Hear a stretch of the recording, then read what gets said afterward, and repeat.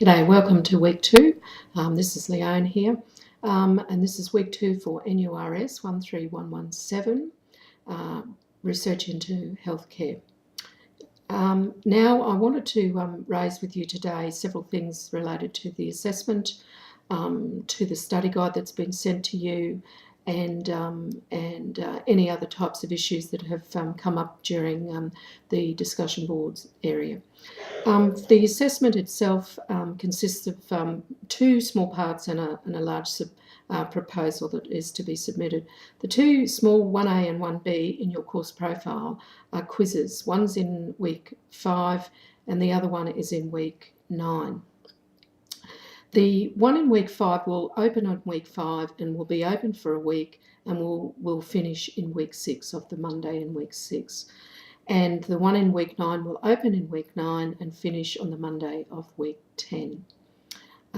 You've been given 2 attempts if you choose to. You can do 1 or 2. And all the questions from the quiz are in the textbook. There are 20 questions in the multiple choice quiz, and I would urge you to read your text and to look at your text and to think about the nature of those things. The questions are taken from the textbook and are there for you to have a look. The choice of questions I've picked are more related and applicable in terms of what I believe as a beginning professional you'll need in terms of research and to understand research. The proposal itself is around looking at those questions, and you pick one of those questions in the assessment, number 2 assessment, and you use it in reference to the particular article that Trudy Dwyer had written. And you think about those questions in relation to that particular article that was being written. Now, part of writing your research proposal, it's interesting if you go and you listen to what Trudy had to say about how she went about doing it, because some of these subsections of it, I've also given you plenty of information about how to write a proposal, about what to put in the proposal, how you might answer the questions in the proposal.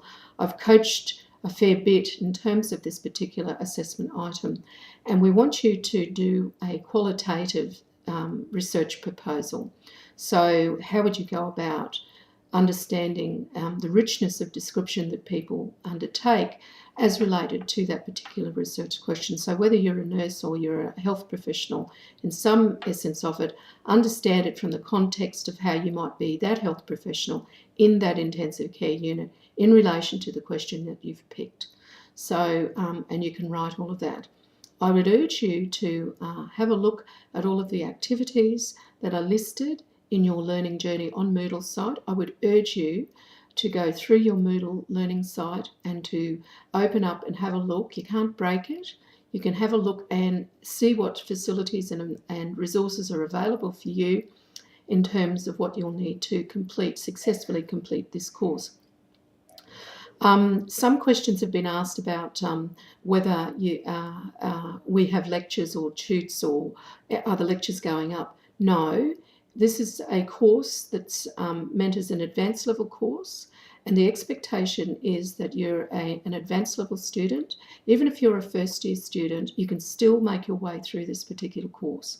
And what you need to do is look at the learning journey, look at the things that need to be followed each week, participate in the forums, and have a look at the vodcasts and the YouTube clips that I've sent, and then answer those questions in the forum. If you still have questions, then you just send me an email.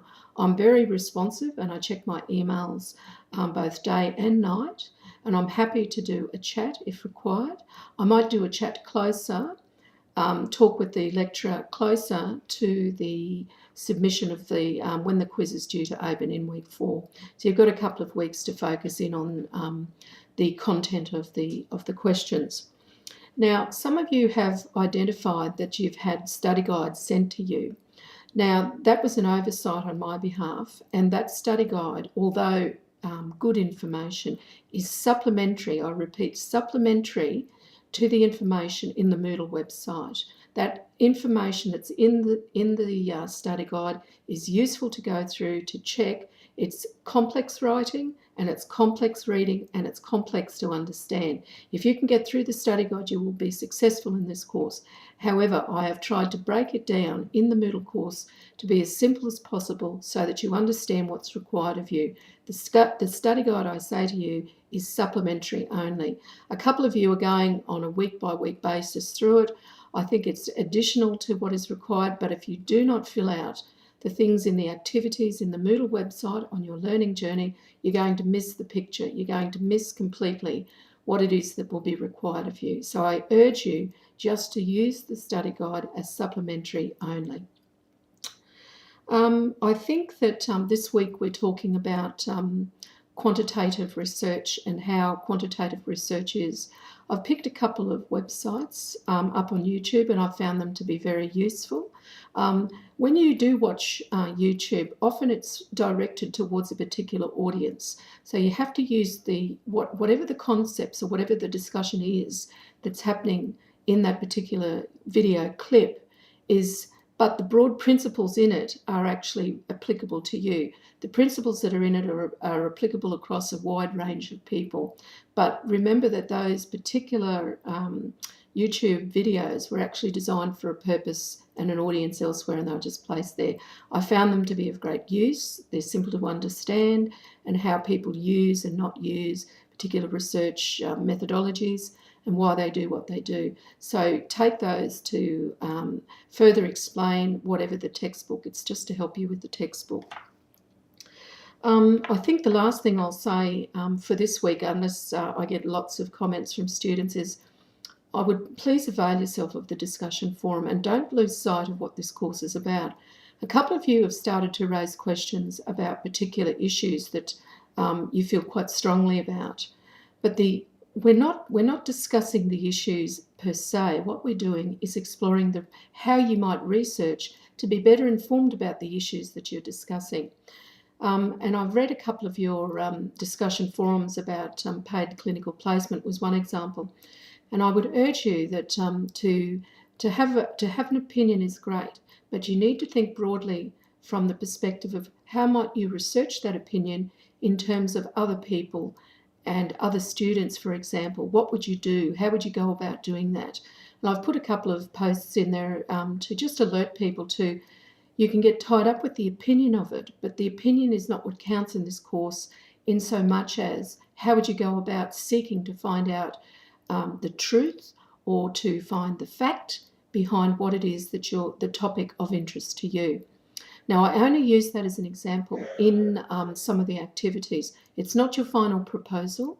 What I'm asking you to do in your final proposal is please read thoroughly Assessment 2, have a look at the questions that have the research questions that we have written for you, so you don't have to formulate research questions. They've been written for you. And then how would you write a proposal around those research questions related to the article that Trudy Dwyer has written? That's what we're asking of you. I think that's about it, and I wish you well into week 2, and keep reading and keep watching, and I'd like to see lots and lots more discussion on the discussion board. So I leave it for you to think about and see what you might do in the next couple of weeks. See you then.